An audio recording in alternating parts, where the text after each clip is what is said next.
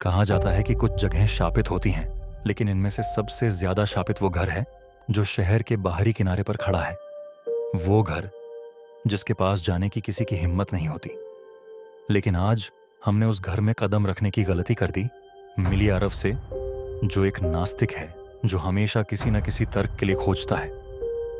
प्रिया, जो दिलेर है, जो अपने डर का सामना करना चाहती है। और मीरा, जो बस यह साबित करना चाहती थी कि वो डरती नहीं है। तीनों ने मिलकर उस जगह जाने का निर्णय लिया जहां कोई नहीं जाता। लेकिन उन्हें क्या पता था कि ये यात्रा उनकी आखिरी होगी।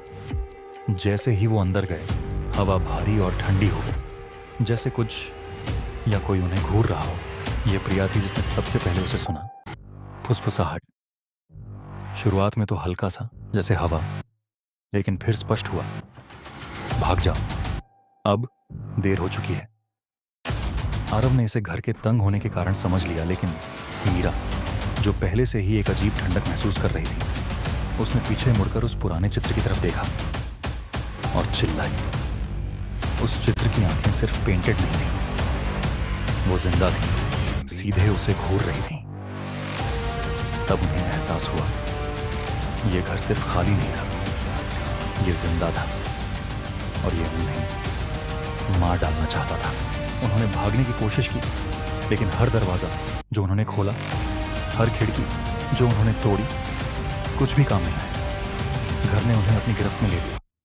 और फिर आरव ने उसे देखा, भूत, एक फीकी आकृति, उसका चेहरा पीड़ा में बिखरा, उसकी आंखें गहरी और काली, सीधे आरव को घूर रही थी। उसने फटी होठों से फुसफुसाया, तुम कभी नहीं आए होते।